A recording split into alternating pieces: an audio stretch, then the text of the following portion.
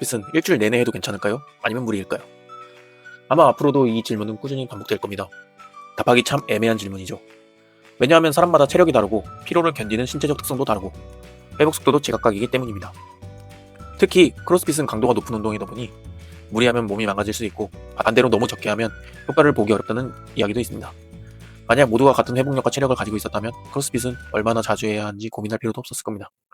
하지만 그렇지 않기 때문에 이 질문은 항상 어렵게만 느껴집니다. 그런데 흥미롭게도 전문기관과 크로스핏 공식 가이드에는 어느 정도 기준이 존재합니다. 오늘은 이 기준을 바탕으로 일반인이 현실적으로 크로스핏을 일주일에 몇 번 하는 게 적절한지 이야기해보도록 하겠습니다. 결론부터 말하면 일반인 기준에서 크로스핏은 일주일 내내 하는 것보다 주 3회에서 4회 정도가 가장 현실적이고 효과적입니다.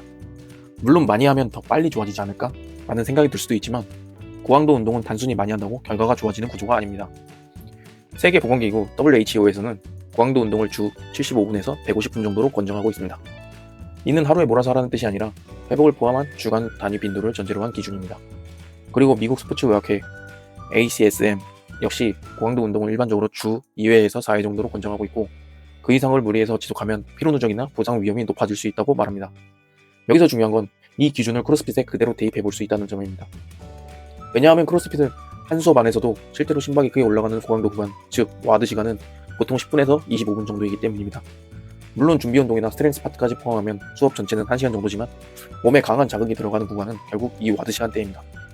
그래서 주 75에서 150분이라는 고강도 운동 기준을 크로스핏 와드 시간으로 환산해보면 일주일에 몇 번 정도가 적절한지 자연스럽게 계산이 됩니다. 여기에 더해 크로스핏 공식 트레이닝 가이드에서도 기본 구조를 3일 운동 후 1일 휴식 또는 5일 운동 후 2일 휴식 형태로 제시하고 있습니다. 즉 크로스핏 자체도 매일 하는 걸 기본값으로 두고 있지 않습니다. 그 이유는 간단합니다. 고강도 운동은 자극보다 회복이 더 중요하기 때문입니다. 운동할 때 근육이 성장하는 게 아니라 운동 후 회복 과정에서 근육이 회복되고 더 강해집니다. 그런데 회복이 되지 않은 상태에서 다시 고강도 운동을 반복하면 어떻게 될까요? 퍼포먼스는 떨어지고 피로는 누적되고 부상 위험은 올라가고 결국 꾸준함이 무너집니다. 그래서 얼마나 많이 하느냐 보다는 얼마나 회복하면서 지속하느냐가 훨씬 중요합니다. 저도 처음에는 욕심이 많았었습니다. 많이 하면 더 빨리 좋아지겠지라는 생각으로 실제로 주 7일까지 나가본 적도 있습니다. 그런데 어느 순간부터 몸에서 신호가 오더라고요. 퍼포먼스는 오히려 떨어지고 피로는 계속 쌓이고 주말에는 쉰 것 같지 않은 기분. 결국 어깨 쪽에 무리가 와서 부상까지 이어졌습니다. 그때 느낀 건 많이 한다고 좋은 게 아니라 회복하면서 해야 오래 간다는 것입니다. 물론 이렇게 생각할 수도 있습니다.